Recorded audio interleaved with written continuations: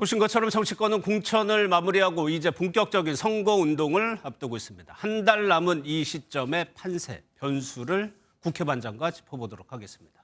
서정표 기자 나와 있습니다. 어서 오세요. 예, 안녕하세요. 참 말이 많았던 양당의 공천부터 한번 정리를 해볼까요?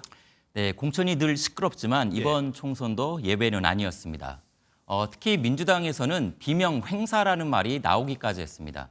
하위 10%의 불만을 품고 김영주 부의장이 탈당을 해서 국민의힘에서 출마를 하게 됐고요. 대표적인 비명계인 홍영표 의원은 경선조차 치르지 못하고 컷오프 당에서 결국 탈당을 했습니다. 당에 남겠다고는 했지만 친문의 상징 임종석 전 대통령 비서실장 역시 경선도 못 치르고 컷오프 되면서 개파를 둘러싼 공천 갈등의 정점을 보여줬습니다. 예, 그런데 서 기자, 국민의힘은 상대적으로 조용했다 이런 평가들 하는데 왜 그렇습니까? 네, 그렇습니다. 애초부터 이기는 공천을 했기 때문이라는 분석이 많습니다. 예. 현재 254곳 가운데 90%가 넘는 233곳의 후보가 확정됐는데요. 호남을 포함해서 전체 지역구에 이렇게 후보를 내는 것은 16년 만입니다. 예, 그런데 현역 물갈이가 많이 되지 않아서 반발이 적었다 이렇게 해석해도 되는 건가요? 네, 아쉬운 부분으로 뽑히고 있는 건데요. 현역 물갈이가 37명, 32%에 불과한 것은 미흡한 점으로 꼽히고 있습니다. 21대에는 43%였거든요.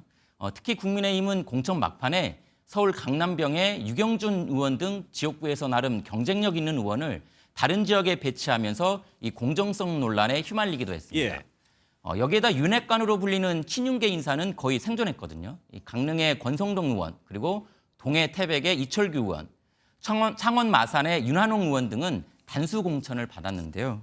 공천 대관이 될 것 같았던 이런 윤한 갈등이 일찌감치 정리되면서 민주당과의 차이점을 보였습니다. 예, 뭐 당연한 얘기입니다만 서로 두 당은 서로를 공천 비판을 하고 있는데 두 대표는 이번 공천을 어떻게 평가했나요? 네, 일단 민주당의 공천을 대장동 공천이다, 이렇게 사천이다 비판해왔던 한동훈 위원장은 시스템 공천이라고 자부했습니다. 저희는 시스템 공천입니다. 공천의 과정에 어떤 사심이 개입된 것이 아닙니다.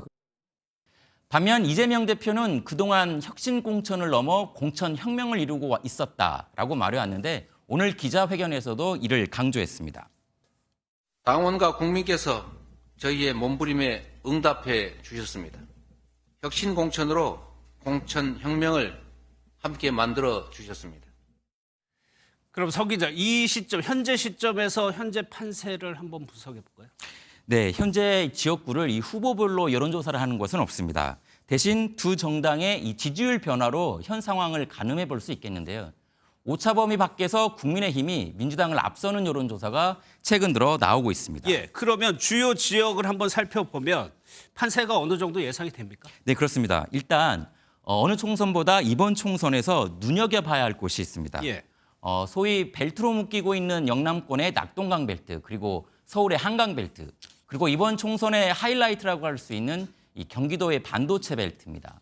영남권을 빼고 서울과 경기권은 이 야당의 우세 지역인데 이 한동훈 위원장이 칼을 갈고 이 서울과 경기도 중심으로 공천에 힘을 줬습니다.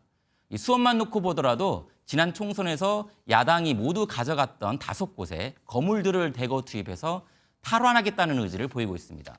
경기도 의석수만 한 60석이기 때문에 두 대표가 사활을 걸었다고 볼 수 있습니다. 예, 변수도 한번 보겠습니다. 제3지대 얘기인데 특히 조국 혁신당의 지지율이 심상치 않아요. 네, 그렇습니다. 최근 한 여론조사에서 이 조국 혁신당의 지지율이 6%까지 나왔습니다. 비례대표 정당 투표율에서는 15%를 보이기도 했는데요. 여기에 먼저 3지대를 형성한 개혁신당과 그리고 새로운 미래도 이 본격적인 지역구 대결이 펼쳐지면 상승 기조로 돌아설 것으로 기대하고 있거든요. 예. 지난 21대 총선처럼 이 민주당이 180석 이상의 의석수를 독점하는 현상은 없을 것으로 전문가들은 보고 있습니다. 이번 총선에서는 여야가 비슷한 의석을 차지할 것으로 보입니다. 야측은 조국신당과 제3지대가 한 20여석을 가져갈 것으로 보이고, 네, 총선 한 달 동안 본격적인 선거운동에 돌입할 텐데요. 여야 거대 정당의 이재명 심판론과 그리고 정권 심판론, 여기에다가 제3지대 바람이 표심에 어떻게 영향을 미칠지도 관심입니다. 알겠습니다. 서정표 기자와는 여기서 마무리하고요. 못다한 이야기는 곧바로 총선 톡톡으로 이어가겠습니다.